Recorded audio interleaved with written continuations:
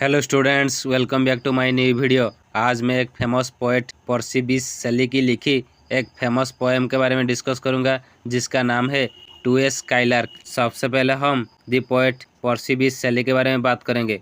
पर्सी बिश शेली अंग्रेजी साहित्य के रोमांटिक युग के महान कवि थे। वे स्वतंत्रता, प्रेम, प्रकृति और मानवता के कवि माने जाते हैं।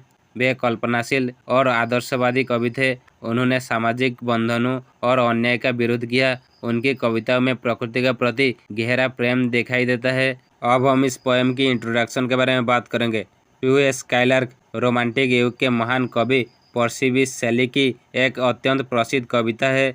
यह कविता 1820 में लिखी गई थी। इसमें कवि ने एक छोटी सी चिड़िया स्काईलार्क यानी आकाश में ऊंचाई पर उड़ने वाली चिड़िया के माध्यम से प्रकृति, आनंद, संगीत और मानवीय जीवन के दुखों का गहरा चित्रण किया है। यह कविता केवल एक पक्षी का वर्णन नहीं है, बल्कि ये मानव जीवन की सीमाओं और प्रकृति की अनंत स्वतंत्रता के बीच तुलना भी प्रस्तुत करती है। इस कविता में कवि आकाश में उड़ती हुई स्काईलार्क को देखकर आश्चर्यचकित हो जाता है। वह उसे ब्लाइथ स्पिरिट यानी प्रसन्न आत्मा कहता है, क्योंकि वह पक्षी केवल शरीर नहीं बल्कि एक दिव्य आत्मा जैसा प्रतीत होता है। स्काईलार्क का गीत इतना मधुर और पवित्र है कि वह मनुष्य के किसी भी गीत से अधिक श्रेष्ठ लगता है। अब हम टू ए स्काईलार्क टाइटल का अर्थ क्या है इसके बारे में बात करेंगे। टू ए स्काईलार्क का अर्थ है एक स्काईलार्क के प्रति संबोधित। अब हम इस पोएम की समरी के बारे में बात करेंगे। कविता की शुरुआत में कवि उस आनंदमय आत्मा यानी चिड़िया को प्रणाम करता है। वह कहता है कि तुम सच में केवल एक साधारण पक्षी नहीं हो, बल्कि स्वर्ग से आई हुई एक दिव्य आत्मा जैसी हो। तुम अपने दिल की भावनाओं को बहुत ही सुंदर और स्वतः मधुर गीतों के रूप में बाहर निकालती हो। कवि कहता है कि वह चिड़िया धरती से बहुत ऊंचाई तक लगातार ऊपर उड़ती जा रही है। वह आगे के बादल की तरह चमकती हुई लगती है। वह नीले गहरे आकाश में उड़ती रहती है और उड़ते हुए लगातार मधुर गीत गाती रहती है। डूबते हुए सूर्य की सुनहरी रोशनी में जब बादल चमकने लगते हैं, तब वह चिड़िया आसमान से हल्के हल्के तैरती और उड़ती रहती है। वह ऐसी लगती है जैसे कोई बिना शरीर की खुशी हो, जिसकी दौड़ अभी अभी शुरू हुई हो। हल्का बैंगनी शाम का आकाश तुम्हारी उड़ान के चारों ओर फैल जाता है।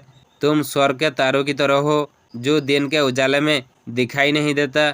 उसी तरह तुम भी दिखाई नहीं देती, लेकिन तुम्हारी तेज और खुशी भरी आवाज़ मैं साफ सुन सकता हूँ।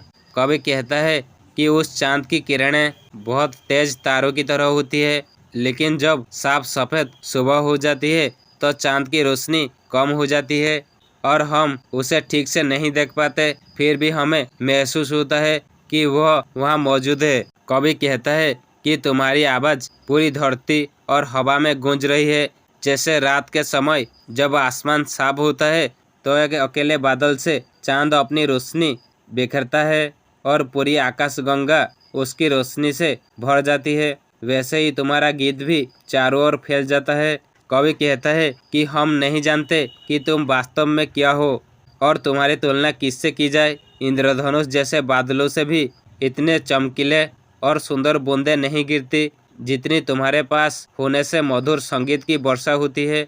कवि कहता है कि वह चिड़िया एक ऐसे कवि की तरह है जो अपने विचारों की रोशनी में छिपा हुआ है। वह बिना बुलाए मधुर गीत गाती रहती है और उसके गीत से धीरे धीरे पूरा संसार उन भावनाओं के प्रति संवेदनशील हो जाता है जिन्हें पहले वह ध्यान नहीं देता था। कवि कहता है कि वह चिड़िया एक ऊंचे घर में रहने वाली कुलीन युवती की तरह है, जो अपने प्रेम से भरे मन को अकेले में मधुर संगीत से शांत करती है। उसका संगीत इतना सुंदर होता है कि वह उसके आसपास के पूरे वातावरण में फैल जाता है। कवि कहता है कि वह चिड़िया एक सुनहरी जुगनू की तरह है जो ओस से भरी घाटी में चमकता है। वह अपनी हल्की रोशनी चारों ओर फैलाता है, लेकिन कोई उसे सीधे देख नहीं पाता क्योंकि वह फूलों और घास के बीच छिपा रहता है। कवि कहता है कि वह चिड़िया अपनी मधुर ध्वनि के कारण एक ऐसे गुलाब की तरह है जो अपने हरे पत्तों के बीच छिपा हुआ है। गर्म हवाएं उसके फूलों को धीरे धीरे खोल देती है और उसकी खुशबू चारों ओर फैल जाती है। उसकी सुगंध इतनी अधिक और मीठी होती है कि भारी पंखों वाले कीड़े भी उसे सहन नहीं कर पाते और कमज़ोर पड़ जाते हैं। कवि कहता है कि जैसे बसंत ऋतु की बारिश की मधुर आवाज़ हरी भरी घास पर पड़ती है और बारिश से जागे हुए फूल खिल उठते हैं, वैसे ही जीवन की जितनी भी खुशियाँ, ताजगी और सुंदरता है, वे सब चिड़िया के सामने कम पड़ जाती है। कवि चिड़िया से कहता है कि हे आत्मा या पक्षी, हमें बताओ कि तुम्हारे मन में कौन से इतने सुंदर और मधुर विचार है। मैंने कभी भी प्रेम या शराब की इतनी प्रशंसा नहीं सुनी जो इतनी गहरी और दिव्य खुशी से भरी हुई हो, जैसी तुम्हारी गीत से निकलती है। कवि कहता है कि शादी के समय गाया जाने वाला गीत हो या जीत का उत्सव गीत, तुम्हारे गीत की तुलना में वे सब फीके और खाली लगते हैं। वे केवल दिखावा भर हैं जिनमें कुछ न कुछ कमी महसूस होती है। कवि पूछता है कि तुम्हारे इस खुशियों भरे गीत का स्रोत क्या है? कौन सी वस्तुएं, खेत, समुद्र की लहरें, पहाड़ या आकाश और धरती के कौन से दृश्य तुम्हारे गीत को प्रेरित करते हैं? क्या तुम्हें अपने जैसे किसी से प्रेम है? क्या तुम्हें दुख का कोई अनुभव नहीं है? कवि कहता है कि तुम्हारी साफ और तीव्र खुशी इतनी प्रबल है कि उसमें कभी थकान या उदासी नहीं आती। तुम्हारे पास कभी कोई परेशानी या दुख की छाया भी नहीं पहुंचती। तुम प्रेम तो करते हो, लेकिन प्रेम से होने वाली ऊब या संतृप्ति को कभी नहीं जानते। कवि कहता है कि चाहे तुम जाग रहे हो या सो रहे हो, तुम्हारे लिए मृत्यु भी शायद हम मनुष्य से ज़्यादा सच्ची और गहरी चीज हो। तभी तो तुम्हारा गीत इतनी साफ और सुंदर धारा की तरह बहता है। हम लोग तो मृत्यु को समझ नहीं पाते, लेकिन तुम्हारे गीत से लगता है कि तुम उससे बेहतर समझते हो। कवि कहता है कि हम मनुष्य हमेशा अतीत और भविष्य के बारे में सोचते रहते हैं और जो हमारे पास नहीं है उसके लिए दुखी होते हैं।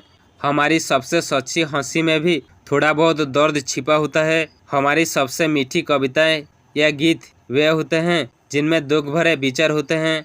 कवि कहता है कि यदि हम मनुष्य घृणा, अहंकार और डर को छोड़ दें, जिन्हें कभी आंसू न बहाना पड़े, तो भी हम तुम्हारी जैसी खुशी के करीब कैसे पहुंच पाएंगे, ये मुझे नहीं पता।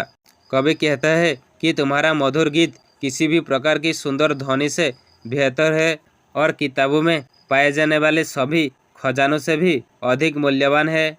यदि तुम जमीन को तुच्छ समझकर ऊपर उड़ने वाले हो, तो तुम्हारी ये कला वास्तव में एक महान कवि की तरह है। कवि कहता है कि मुझे अपनी उस आधी खुशी का थोड़ा सा हिस्सा सिखा दो जो तुम्हारे मन में होती है। अगर मुझे भी ऐसा मधुर और आनंद से भरा उन्माद मिल जाए, तो मेरी बातों और गीतों से भी वही सुंदरता निकलने लगेगी। तो पूरा संसार मेरी बातों को उसी तरह सुनेगा जैसे मैं अभी तुम्हारा गीत सुन रहा हूँ। अब हम इस पोएम की निष्कर्ष क्या है इसके बारे में बात करेंगे। टू ए स्काईलार्क एक अद्भुत कविता है जो हमें जीवन के गहरे अर्थ समझाती है।